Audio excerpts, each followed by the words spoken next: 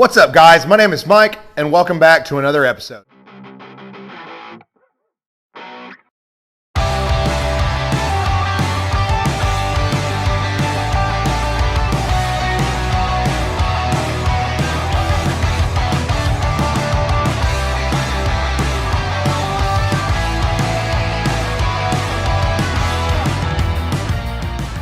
What is up, guys? Hope everyone had a great weekend. Other than me just spilling half of my energy drink on the floor, which has made me very sad, everything has been going surprisingly well for as busy as life has been. I wanted to change it up a little bit from the S13 that I've been working on, just so you're not getting bored with the same car that I'm working on, changing it up to doing body work on this S14 that I've been messing with. Now, for those of you that follow me that have seen my stories lately, I've been posting about the brackets that I was building and the fitment work and stuff, but I'm going to go a little more in detail in this video of just some of the things that I've been doing, things that I found that have worked really well for me, and just some tips and tricks that I use. First off, I wanted to say, if you guys are looking for an awesome t-shirt to wear that is not only cool designed, but is supporting a great local company, look into Yankee Special. Sasha is up in Northwest Arkansas. I purchased this shirt here, I don't know, a couple months ago, maybe 2 months ago. The best t-shirt I've ever purchased, ever. And I say that in the fact that he uses a great quality material. This is a very thick t-shirt. On top of the really cool graphics that he does, and I'll show you the back. I don't know if you can see it. Hopefully you can. It is the longest t-shirt I've ever put on. And I say that in a great way. Unfortunately for me, having a long torso, a lot of times t-shirts, especially if they shrink, are going to ride right up into my lower back whenever I bend over or I'm squatted down working on a car. Perfect for anybody that has a decent length torso to where you bend over and your lower back's not all hanging out, and if it's cold, you're freezing in your lower back. Great shirt, great company, super great dude. So if you're interested in buying any of his products, I'll go ahead and tag his link below to his website and the shirt that I bought and some of the other great products that he has. So make sure if you're interested to go support his company. On to this. Some of the things that I've been using on this car I wanted to show you that'll give you ideas on what you're going to need whenever you're mounting body panels, side skirts, bumpers, stuff like that. First off, I normally start with an 1/8 inch drill bit and then move up because I'm using quarter 20 riv nuts, and obviously these quarter 20 fasteners here, just a button head Allen. This is a 5/32 key, so just get yourself, well, I had one. There it is. Little 5/32 T-handle works great for being able to work these in and out. I use, like I said, I use quarter 20 riv nuts, which if you're not familiar what a riv nut is, it is these. Let me zoom in a little bit where you can see these. Now, the concept of these, for those that don't know, this is a threaded cert that you can put anywhere. You drill your hole, you pop it in, and then there's a puller, and I'll show you the puller a little bit later, that goes in, and you basically thread it in, push it into your hole, and then when you go to clamp, it crushes within this splined section. It squishes it, and this puts that fastener there. Now you have a threaded cert in that area to mount whatever body panel you're working with. You can do this for anything on the car that you want to remote mount, whether it be, for instance, on my car, I drilled holes, popped these in, and that's what holds my fuel pump bracket in, right onto the side of the frame rail is right there. These are extremely handy. They're very cheap too. You can pick up, I think this bag of 40 was like 20 bucks. Actually, probably less than that. It was maybe like 15 bucks for a pack of the stainless on Amazon for, yeah, like I said, somewhere around, I think, sub $20. Same thing with these.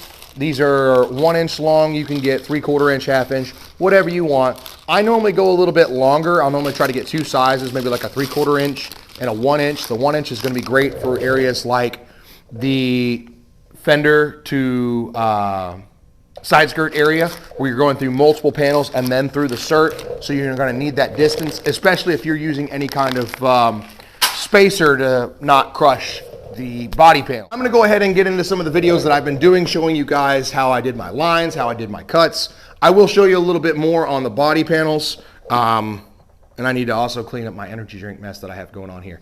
But let me get to that and I'll show you guys what I've been working with.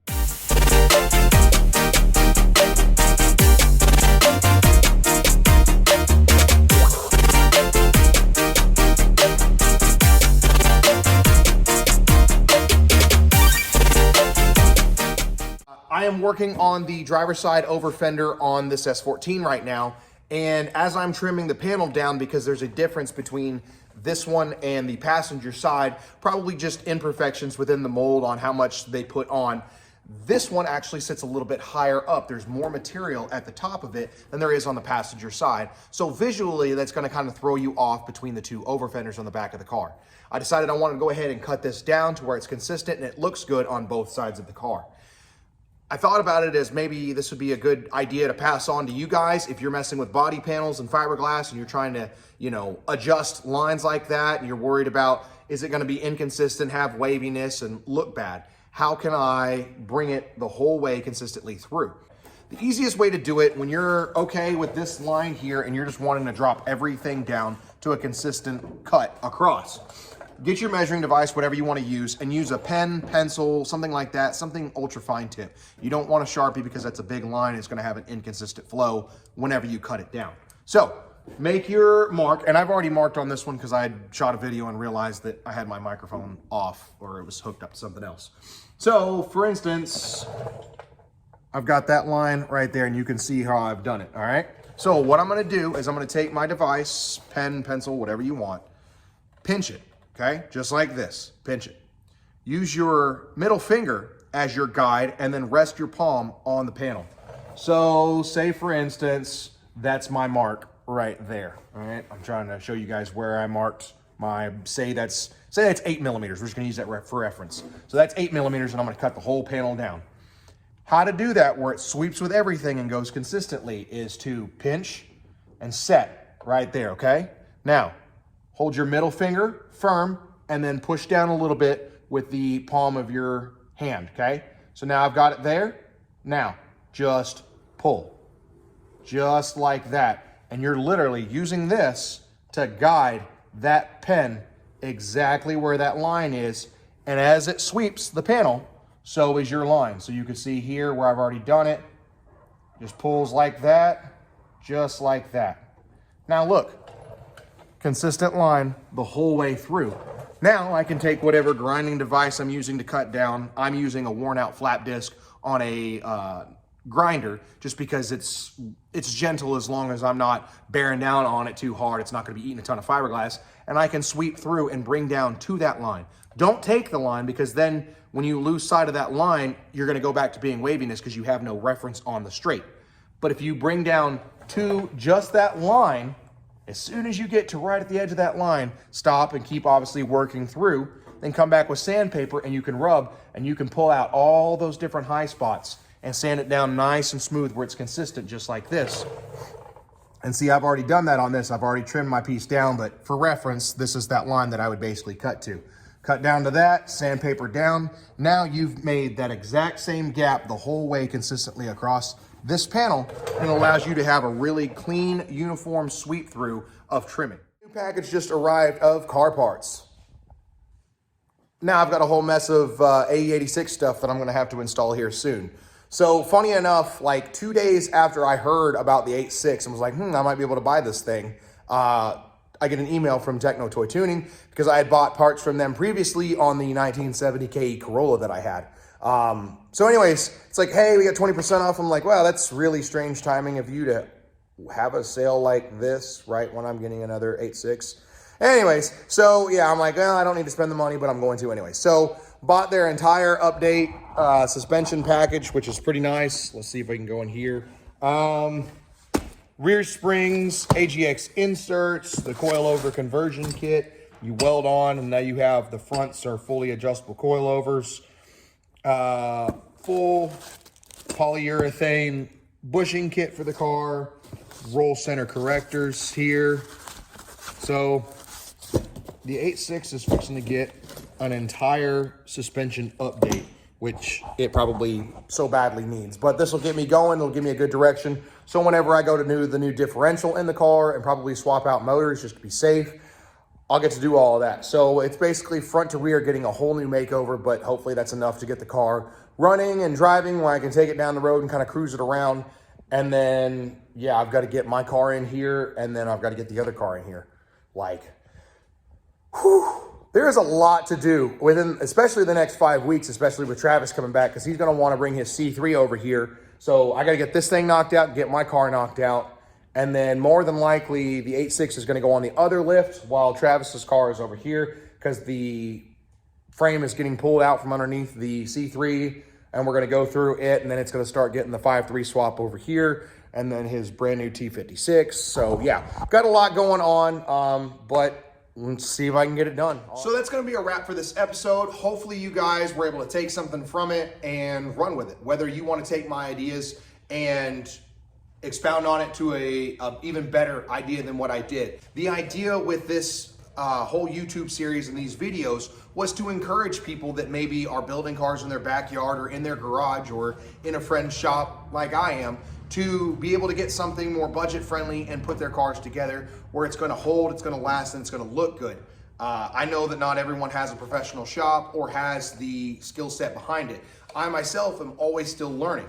You know, I can say that myself within the past 5 years has grown so much on my fabrication and knowledge with body panels, with welding, with fabricating, with whatever the case may be. I've grown so much in the past 5 years, and that's been due to a lot of other people kind of influencing me or teaching me. And that's what's allowed me to, you know, put cars together even better. Each time I do, I'm coming up with newer processes and better processes to get these cars built where I'm proud of them when they roll out the door. At the end of the day, I'm not a professional shop. I'm not doing this as a living. I'm literally just helping friends out, putting cars together just for the love and the passion of putting cars together and sending them on their way to hopefully keep more people interested in motorsports. So at the end of the day, I just want to encourage you guys and hopefully share some of my knowledge that I've received to you to get you guys into project cars where you can be stressed and broke like me.